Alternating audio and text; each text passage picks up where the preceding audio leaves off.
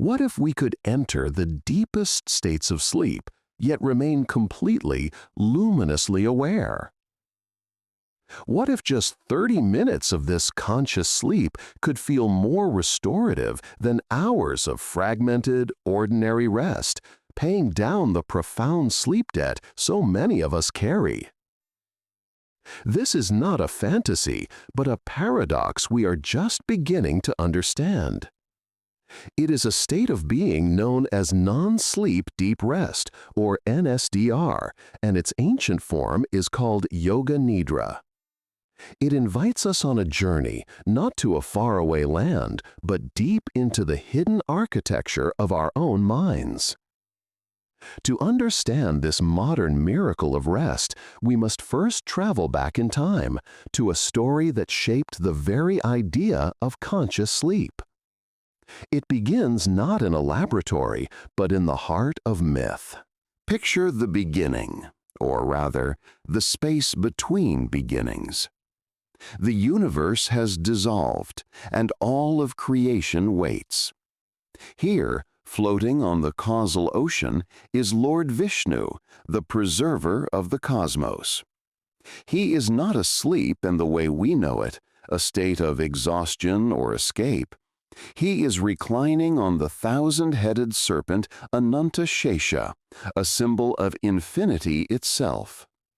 He is in Yoga Nidra, a state of immense, sleeping potential. Think of it like a powerful computer in sleep mode.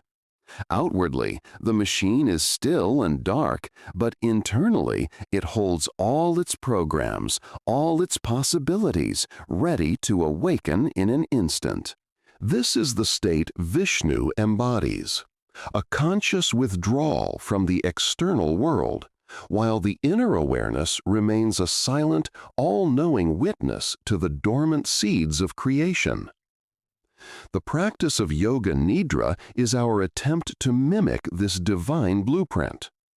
It is a journey to find that quiet center, to withdraw from the noise of our senses while keeping our inner awareness awake and watchful. It is here, the stories tell us, that the goddess Yoga Nidra resides, and by awakening her, Vishnu can rise to destroy the demons Madhu and Kaitaba, the symbols of ignorance. From this cosmic dream, a blueprint for a tangible human practice was born. That mythical idea of conscious sleep was not just a story, it was a blueprint. And for centuries, ancient practitioners worked to develop a secret technique to turn this myth into a reality, a way to map and calm the inner world. They called this technique nyasa, a Sanskrit word meaning to place. It was a sacred ritual, a methodical placement of sounds and divine energies onto different parts of the body. By touching the heart or the throat and reciting a specific mantra, a practitioner sought to divinize their own form, to turn the physical body into a vessel for sacred energy. It was like a secret code, a sacred map of the human body. And when this map was traced correctly, it could unlock a state of profound inner quiet. For centuries, this code remained locked within complex rituals. Then, in the mid-20th century, a man named Swami Satyananda Saraswati cracked it for the modern world. His breakthrough came during what he called his Rishikesh Epiphany.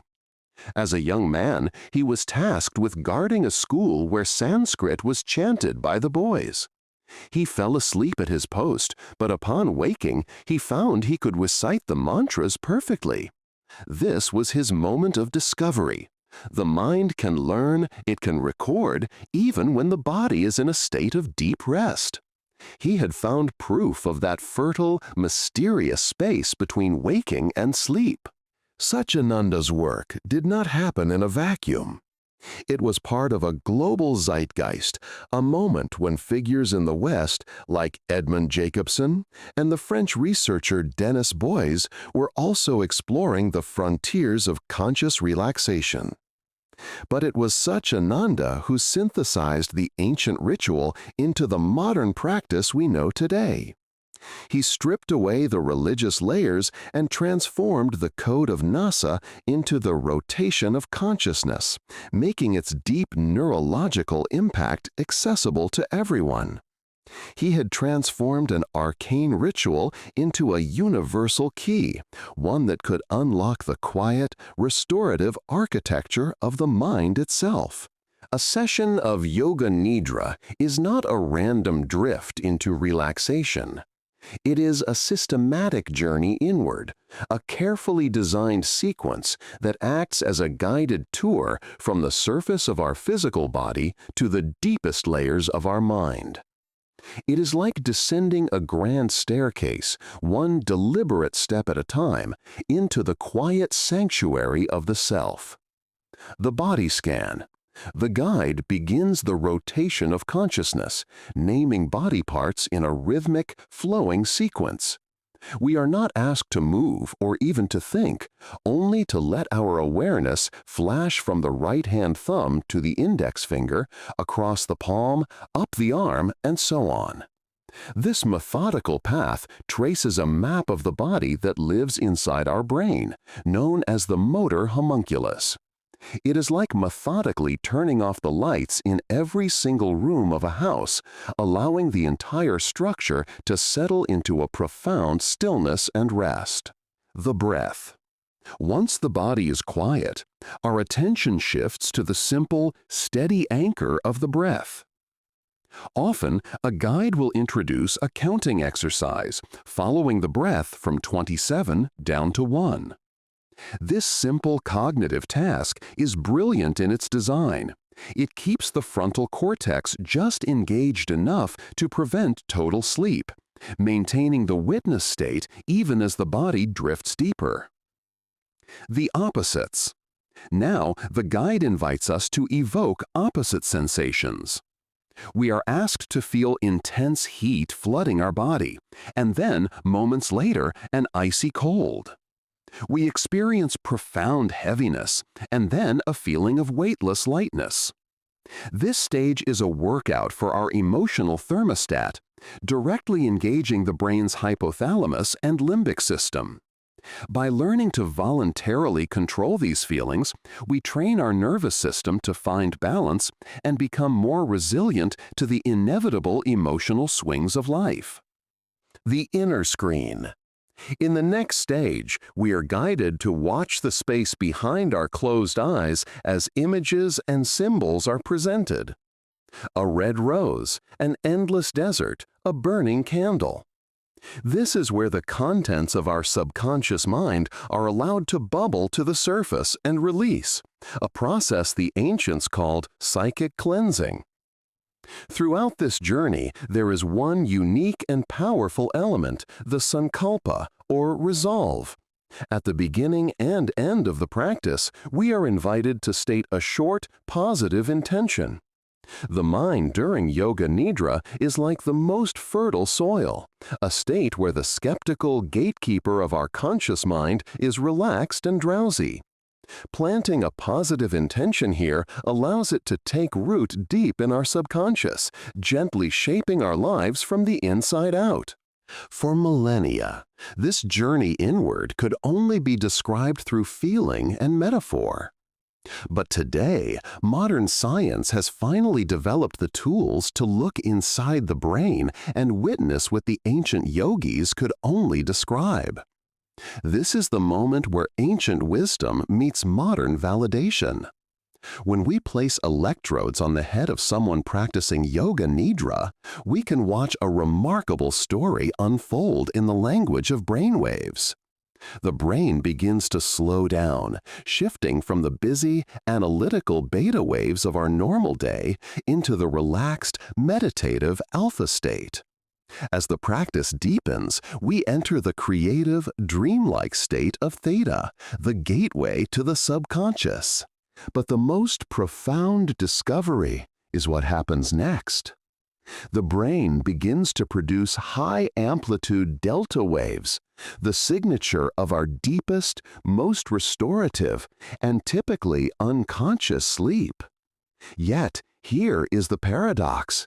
In Yoga Nidra, we can remain aware. This is conscious delta, the scientific proof of conscious sleep. The brain is physiologically in its deepest state of rest, yet our witnessing awareness remains gently lit. Neuroscience calls this phenomenon local sleep. Imagine your brain is a large office building. Yoga Nidra allows departments like the sensory motor cortex, the floors that control your body, to go home for the night, while the CEO in the prefrontal lobe remains gently watchful. The rewards of this state are not just neurological, but chemical. Studies show that the practice significantly boosts striatal dopamine, our natural molecule for motivation and focus, by up to 60%. At the same time, it dramatically reduces the stress hormone cortisol. It is a way to completely reset our brain's chemistry, washing away stress and restoring our drive, all without any external substance. It is a state of biological grace, built right into our own nervous system. The journey of this practice, from a secret tantric ritual to a clinically proven therapy, is nothing short of extraordinary. It has now found its way into the most demanding environments of the modern world, offering a powerful tool for healing. Perhaps the most powerful example comes from the Walter Reed Army Medical Center. In 2006, the U.S. military began using a secular version of the practice called iRest to help soldiers returning from combat with severe post-traumatic stress disorder. Trauma traps the body in a state of constant high alert, a relentless state of fight or flight. Yoga Nidra became a lifeline, creating a safe space where these soldiers could learn to feel the powerful sensations in their bodies, the racing heart, the tight muscles, without being overwhelmed. It allowed their brains to gently unwire the deep connection between memory and fear, leading to significant reductions in rage, anxiety, and hypervigilance, and helping them reclaim their inner peace from the chaos of war. This same power to calm the nervous system has proven to be a lifeline for those suffering from insomnia. For many, the problem isn't just being tired, it's being tired but wired, a state where the mind races even as the body begs for rest. By guiding the nervous system out of high alert, the practice makes it easier to fall asleep. And while it does not replicate the full glymphatic cleaning of a nightly cycle, it does provide the restorative benefits of NREM slow-wave sleep, effectively helping to pay down our collective sleep debt. Its benefits extend to anyone navigating the pressures of modern life. In a recent study, frontline healthcare workers found that just 20 minutes of Yoga Nidra was more effective at reducing burnout and anxiety than listening to music. From the battlefield to the hospital, this ancient practice is providing a potent form of modern healing.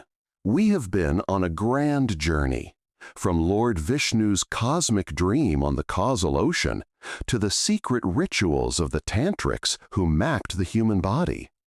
From Swami Satyananda's quiet epiphany in Rishikesh to the neuroscience labs that can now watch the brain enter a state of conscious deep sleep.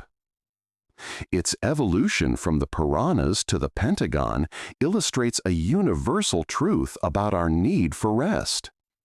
Today, this practice often goes by another name, NSDR, or non-sleep deep rest. This is Yoga Nidra's modern, scientific sibling, the same powerful technique, stripped of its spiritual language to make it accessible to anyone, from a high-performance athlete to a Silicon Valley CEO. In a world of constant activity, unrelenting stress, and endless distraction, we have rediscovered an ancient, built-in human ability, the power to find deep, conscious rest. Whether we call it Yoga Nidra or NSDR, this journey inward offers a potent antidote to the pressures of modern life. And it is accessible to anyone, anywhere, often through nothing more than a voice on a phone. This is not just a technique for relaxation. It is a rediscovery of our own capacity for healing, resilience, and profound inner peace.